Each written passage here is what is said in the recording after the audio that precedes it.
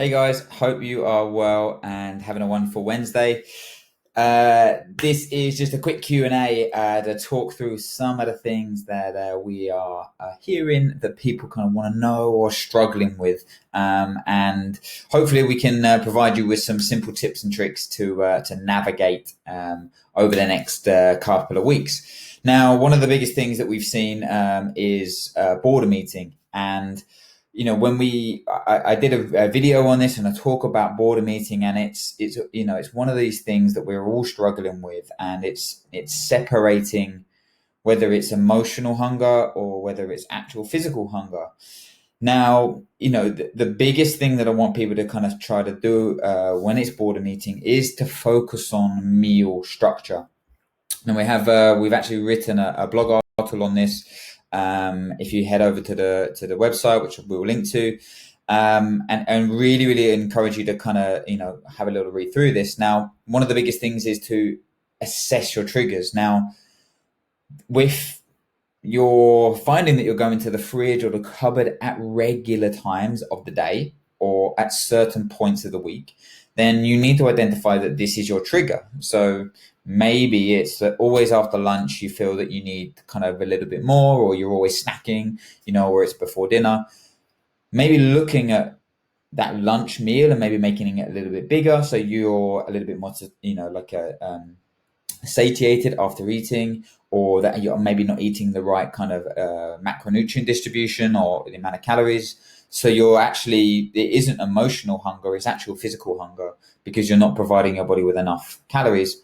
Potentially, if you train in the morning, again, you may be under eating. So looking at your triggers is the number one thing that I want you to kind of focus on in the next few days. And then we have a little bit of advice here, about meal structure, and really kind of focusing on starting to build a consistent meal structure. Like, the dust has settled now. We're in this routine for a little bit now, longer now. So I really want you to be focusing on trying to hit a consistent meal structure. We like to start with kind of 3 meals, 1 snack, and I will come back onto this when we talk about tips for planning your food. Now, again, there's a couple of other tips and tricks that you can use in terms of boredom eating, quick fire tips and stuff like that. So I would encourage you to check this out. Now, the next thing is about alcohol, and I did a talk with another gym, and they all raised this point, and all I said was like, look, I'm not here to tell you to not drink, but you definitely need to be thinking about providing yourself with limitations, with parameters.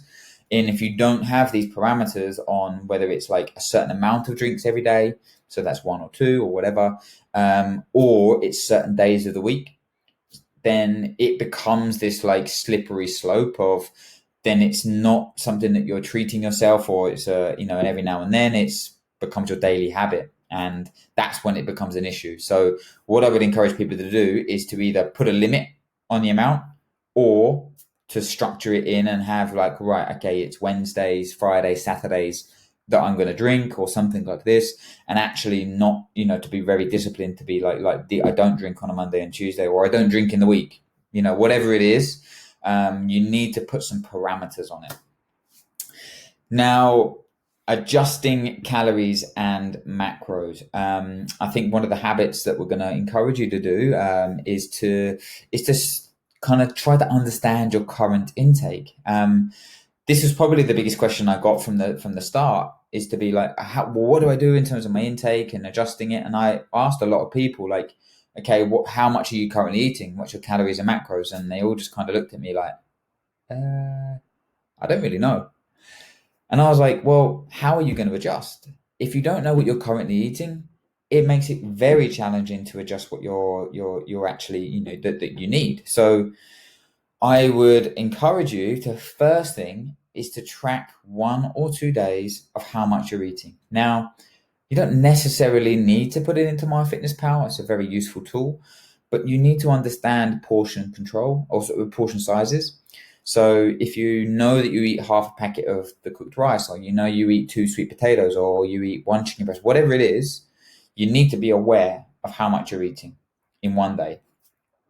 because then you can adjust based on energy levels, based on digestion, based on training performance. And it's awareness that I want you to kind of think about. So you need, the first thing is, rather than worrying about what you got to adjust, you need to understand what you're currently eating. If you are tracking your calories and macros, then you need to be maybe thinking about taking it down. On average, blanket kind of advice of around 10 to 15%. Now, this just purely comes from the level of intensity and the volume that we're actually doing, purely because maybe we don't have the weights at home or whatever, or the group training environment. But some people are training just as hard, or if not more, now they're at home because there's less friction or less, there's an easier way just to go in the garden and train. So they're training twice a day or 3 times a day. So be wary of saying that I just need to restrict, and actually just look at what you're currently doing. So one of the things that you can do is just go onto our website. Like, we have a free macronutrient calculator that you can use. You can enter all your details in, and then what you can do is actually, if I just enter it in quickly here, if you can then adjust your daily steps, kind of what you're doing now. So you can, instead, maybe a lot of people were doing like 10 to 15,000 when they were commuting to work or whatever, but you can now use this to kind of adjust here. And then exercise hours per week, I'd probably say to err on the side of being under. So say you're training 5 days, I'd probably say to choose 3 or 4, just to align that with the intensity of the session. So that's kind of adjusting calories and macros. And look, myself and Tom will provide a little bit more guidance on this. And then just to kind of to finish on is tips on planning your meals.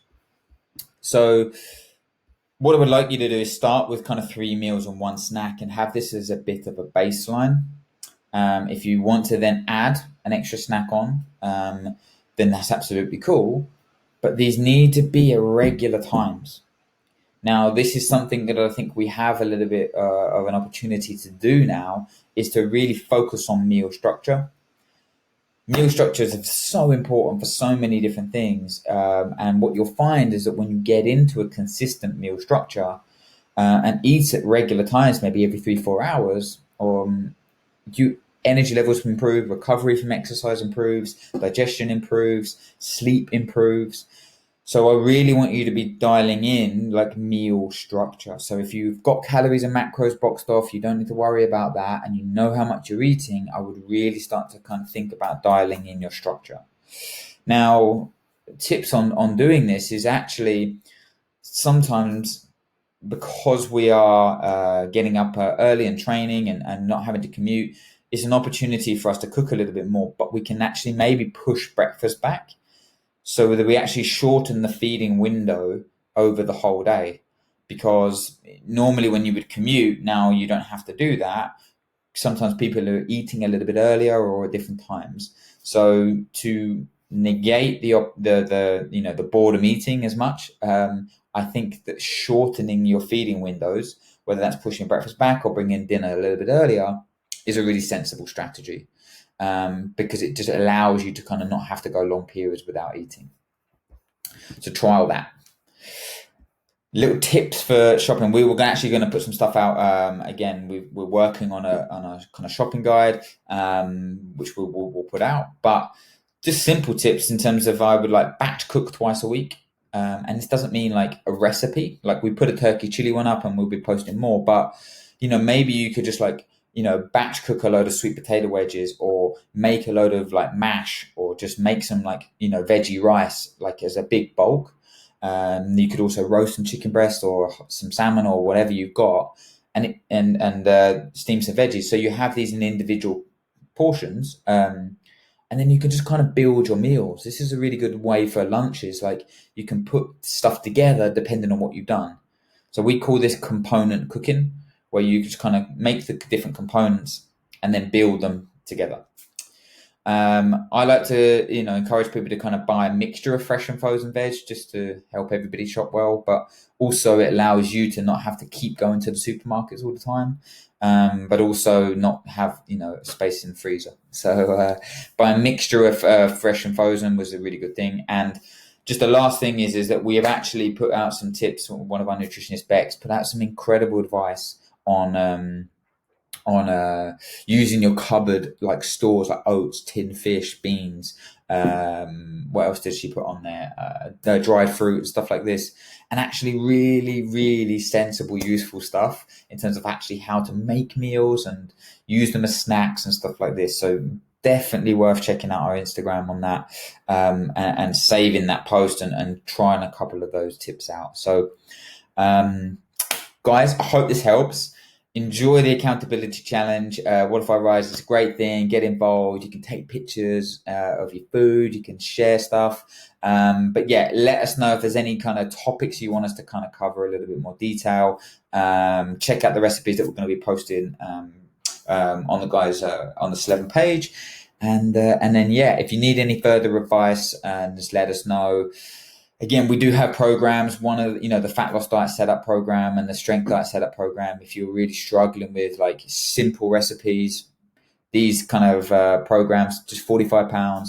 They allow you to kind of calculate your own macros, calories, and they automatically calculate recipes for you, and have meal planning sheets and stuff like this. So really useful time for you to kind of dial in stuff. But if you want to check those out, go onto the website. We have a free quiz, or just message me and Tom or the guys, and then we can help navigate you through this time.